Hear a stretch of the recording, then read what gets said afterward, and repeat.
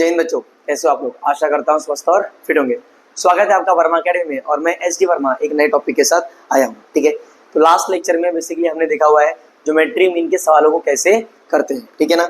आज बेसिकली हम लोग एक नए टॉपिक के बारे में बात करेंगे, दैट इज 30, 60, 90 ट्रायंगल। ठीक है, तो क्वेश्चन नंबर 4 को सॉल्व करने के लिए ना आपको 30, 60 और 90 ट्रायंगल आना चाहिए। एकदम आसान है। ठीक है, फॉर्मूला बेस्ड है। ठीक है, हो जाएगा। देखो इधर इस ट्रायंगल को देखने से पहले आप ले देखो क्या कि ये जो 30, 60, 90 ट्रायंगल है ये किस में लगेगा। डेफिनेटली नाम ही बोल रहा है 30, 60, 90 ट्रायंगल। इसका मतलब यहाँ पर जो एंगल होने वाला है ट्रायंगल का, एक एंगल 30 डिग्री होगा, एक एंगल 90 डिग्री होगा, एक एंगल 60 डिग्री होगा। बराबर है। और अगर आप तीनों को सम करोगे, सारे एंगल्स को अगर आप प्लस कर दोगे, ऐड कर दोगे, तो कितना आ जाएगा, 180 आ जाएगा। और हम जानते हैं कि एक ट्रायंगल के अंदर सारे एंगल्स को अगर आप प्लस करते हो तो बेसिकली कितना आना चाहिए, 180 आना चाहिए। ठीक है ना। ओके, तो 30, 60, 90 ट्रायंगल के लिए आपको ध्यान में रखना है सबसे पहले तो ये एक राइट एंगल ट्रायंगल होना चाहिए। कैसा होना चाहिए, राइट एंगल ट्रायंगल होना चाहिए। और ये एंगल कितना, देखो चेक करो, राइट एंगल ट्रायंगल है ना, दैट इज 90 डिग्री। ठीक है, एक साइड कितना रहेगा, 30 डिग्री, एक साइड कितना रहेगा, 60 डिग्री। ये इधर भी हो सकता है और ये इधर भी हो सकता है। ठीक है, ओके। अच्छा, फॉर्मूला आपको क्या ध्यान में रखना है, ये बेसिकली ये जो थ्योरम, ये एक्चुअली में ये थ्योरम है, एक्चुअली में थ्योरम है, लेकिन मैंने आपको बताया कि थ्योरम को बेसिकली मैं आपको एक अलग वीडियो में बताऊंगा। ठीक है, फिलहाल हम लोग किसके बारे में बात करेंगे, हम लोग फिलहाल सिर्फ और सिर्फ इसके फॉर्मूला के बारे में बात करेंगे, जिससे हमारा ये सवाल इस क्वेश्चन नंबर 4 सॉल्व हो जाए। ठीक है, तो सुनो ध्यान से, यहाँ पे दो फॉर्मूला है, एक side opposite to 30 degree, 30 degree angle है, 30 डिग्री एंगल के ठीक अपोजिट, 30 डिग्री एंगल के ठीक अपोजिट कौन सा साइड है भाई, ए बी साइड है। कौन सा साइड है, ए बी साइड है। तो क्या लिखा है, side opposite to 30 degree, 30 degree के अपोजिट वाला जो साइड होगा उसको अगर आपको निकालना है तो कैसे निकालेंगे, half times the hypotenuse side. क्या बोल रहा हूँ, half times the hypotenuse side. आप जानते हो कि 90 डिग्री के सामने वाला जो साइड होता है वो कौन सा साइड होता है, हाइपोटेन्यूस साइड होता है। ठीक है, तो इस ट्रायंगल के हिसाब से अगर मैं जाऊं तो इस फॉर्मूला को कैसे अप्लाई करूंगा, 30 डिग्री के सामने कौन सा साइड है, साइड ए बी है। कौन सा साइड है, साइड ए बी है। ठीक है ना, तो देखो ए बी लिख दिया मैंने। 30 डिग्री के सामने वाला साइड कौन सा है, ए बी है, is equals to half into hypotenuse side, hypotenuse side कौन सा है, ए सी है। समझ में आ रहा है क्या, क्लियर है। तो इस तरीके से आपका ये सॉल्व होगा। ठीक है, नेक्स्ट बात करते हैं, दूसरा जो फॉर्मूला है साइड अपोजिट टू 60 डिग्री। अब 60 डिग्री यहाँ पर है, क्या बोल रहा हूँ, 60 डिग्री जो है, 60 डिग्री जो है वो यहाँ पर है। ठीक है ना, तो 60 डिग्री के सामने वाला साइड तो ये है, 60 डिग्री के सामने वाला साइड तो बी सी है। तो side opposite to 60 degree that is B C which is equals to, ये फॉर्मूला क्या है, that is √3/2 times hypotenuse side. 90 degree के सामने वाला साइड क्या होता है, हाइपोटेन्यूस साइड होता है, जो कि क्या होता है, एसी होता है। दिख रहा है क्या, यस।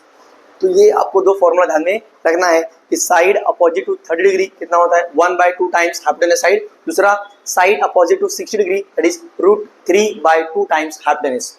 ये आपके सामने है, 30 डिग्री के सामने वाला साइड ये है, 60 डिग्री के सामने वाला साइड ये वाला है। ठीक है ना, ओके डन है। चलो, तो इस पे इसके बेसिस पर बेसिकली हम लोग ये सवाल करने वाले हैं। ठीक है, तब तक नोट कर लेंगे फटाक से ये चीज। ठीक है बच्चों, ठीक है, देखेंगे अब हमें क्या फाइंड करना है, चेक करो। हमें इस ट्रायंगल के बेसिस पर हमें सेगमेंट आरपी और पीएस फाइंड करना है। आरपी कहाँ है, आरपी ये वाला है हाइपोटेन्यूस साइड, और पीएस मतलब ये वाला साइड। चेक करना, सबसे पहले चेक करो 30, 60, 90 ट्रायंगल है कि नहीं। कैसे चेक करना है, सबसे पहले तो ये एक राइट एंगल ट्रायंगल होना चाहिए, है ना। तो क्या ये राइट एंगल ट्रायंगल है, हाँ साफ साफ दिखाई दे रहा है, इस सिंबल से मैंने पता लगा लिया कि एक राइट एंगल ट्रायंगल है। इसके ठीक सामने कौन सा डिग्री है, 30 डिग्री है, ये 90 है और ये 30 है। ये डिग्री कितना है, 90 और ये 30, कितना हो गया, कितना हो गया भाई, 120। और 120 है और तो तीसरा वाला एंगल कितना होगा, 60 होगा। क्यों सर 60 होगा, बिकॉज ट्रायंगल के अंदर तीनों एंगल्स का अगर आप प्लस करते हो तो कितना आना चाहिए, 180 आना चाहिए। ठीक है ना, ओके ठीक है। तो बेसिकली चेक करेंगे हम लोग, सबसे पहले सोल्यूशन को स्टार्ट करते हैं, है ना। सोल्यूशन को हम लोग स्टार्ट करते हैं, चेक करना क्या दिया भाई, क्या दिया है, यही इन ट्रायंगल कौन सा ट्रायंगल मालूम, are S P, in triangle are S P. कौन सा ट्रायंगल है, triangle are S P. Angle R S P जो है वो कितना डिग्री है बेटा, 90 डिग्री। बराबर है, मतलब इससे पता चलता है कि ये बेसिकली राइट एंगल ट्रायंगल है। एक और चीज, तीनों एंगल चेक करना, एंगल आर एस पी है ना, एंगल आर एस पी जो कि कितना है, 90 डिग्री है। Angle R S P 90 degree है।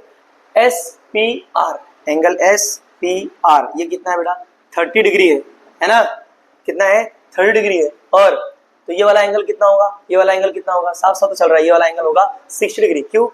क्योंकि ये 90 है 30, तो ये कितना होगा 60 होगा, बिकॉज टोटल कितना आना चाहिए 180 आना चाहिए। P R S angle P R S, therefore angle P R S ये कितना हो जाएगा 60 डिग्री। ये क्या लिखोगे,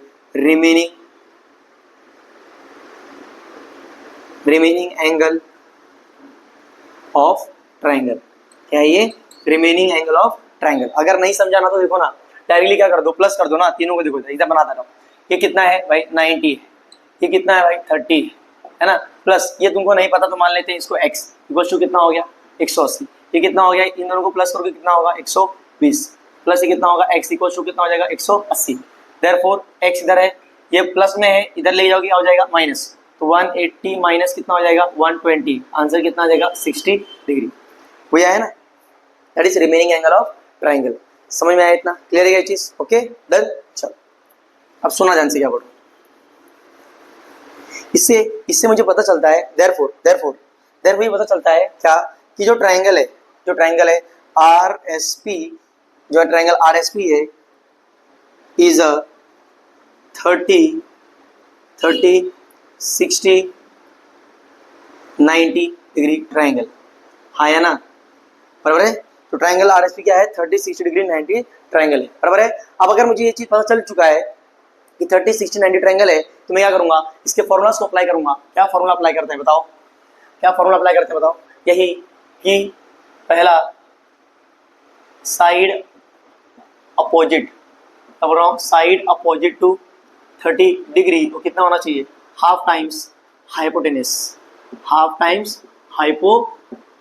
होना चाहिए, hypotenuse side opposite to 30 degree. 30 degree के सामने तो भाई ये वाला साइड है, आर एस वाला साइड है ना, क्या है आर एस है। तो बेसिकली मैंने यहाँ पुट कर दिया R S equals to half times into hypotenuse side, क्या है हाइपोटेन्यूस साइड तो पी आर है। ऐसे करो पी आर है या आरपी है, दोनों चेक कर लेना। आरपी बोला है तो आरपी ले लेना, ठीक है। आरपी पी आर भी ले लोगे तो कोई टेंशन वाली बात नहीं है, ठीक है। देयरफॉर आर एस कितना है, आर एस तो दिया है, देखो आर एस कितना दिया है 6 दिया है, equal to 1/2 multiply by R P, है ना। देयरफॉर ये इधर डिवाइड में है, इधर जाएगा क्या हो जाएगा मल्टीप्लाई, तो 6 × 2 which is equals to R P, बराबर। देयरफॉर आर पी का वैल्यू कितना आ जाएगा बेटा, क्या आ जाएगा 12 यूनिट्स, कितना आ जाएगा 12 यूनिट्स आ जाएगा। ये चीज ध्यान में रखना है, बराबर है ना। तो ये यूनिट कितना आ गया 12 यूनिट्स आ गया है, बराबर डन है क्या इतना। दूसरा वाला क्या है भाई, दूसरा वाला है साइड अपोजिट टू क्या 60 डिग्री, कितना होता है वो √3/2 टाइम्स हाइपोटेन्यूस। दिख रहा है ना तुम लोग को, ये चेक कर लेने दो मुझे पहले। हाँ दिख रहा है, यस। तो बेसिकली क्या हो जाएगा बताओ, side opposite to 60 degree. 60 degree कहाँ पे है, ये 30 है तो ये कितना होगा भाई, ये तो 60 डिग्री है, ये तो हमने प्रूफ किया अभी है ना। तो 60 डिग्री के सामने वाला साइड क्या है PS, तो ये हो जाएगा PS equals to √3/2 times hypotenuse side. अभी हमने हाइपोटेन्यूस साइड क्या है PS है या RP है, क्या है RP है, और RP अभी भी निकाला हूँ कितना 12 निकाला अभी मैं, हाइपोटेन्यूस अभी निकाला मैंने। हाँ तो देयरफॉर जो PS हो जाएगा वो कितना हो जाएगा बेटा, चेक करो 2 1 जा 2 6 जा, कितना आ रहा है 6√3, दिख रहा है। दिस इज नथिंग बट ये वाला आ गया, ठीक है। तो आपको दो फाइंड आउट करना था, RP फाइंड आउट करना था, PS फाइंड आउट करना था। ये रहा आपके सामने RP और ये रहा आपके सामने PS। अच्छा इसको गलती मत कर देना, 6 को 3 से मल्टीप्लाई मत कर देना, √6 3 18 मत कर देना, गलत होता है। अगर ये रूट होता तब दोनों मल्टीप्लाई हो जाते हैं, एक रूट है और एक नंबर है तो हमें मल्टीप्लाई नहीं करना है, लेकिन दोनों रूट होते तो मल्टीप्लाई कर देते हैं, दोनों रूट होते तो मल्टीप्लाई कर सकते थे आप, लेकिन दोनों रूट है क्या नहीं, ध्यान में रखना है, एक नंबर है एक रूट है, तो ऐसे में आपको क्या करना है, आपको बेसिकली मल्टीप्लाई नहीं करना है, उसको इस तरीके से आपको लिख देना है, ठीक है। ओके ध्यान रहेगा, आशा करता हूँ आपको समझ में आया होगा क्वेश्चन नंबर 4, ठीक है। ओके आज ठीक है बच्चों, तो मिलते हैं नेक्स्ट वीडियो में नेक्स्ट सम के साथ क्वेश्चन नंबर 5। तब तक क्यूरियोसिटी को बनाएंगे और पढ़ाई करते रहें। जय हिंद।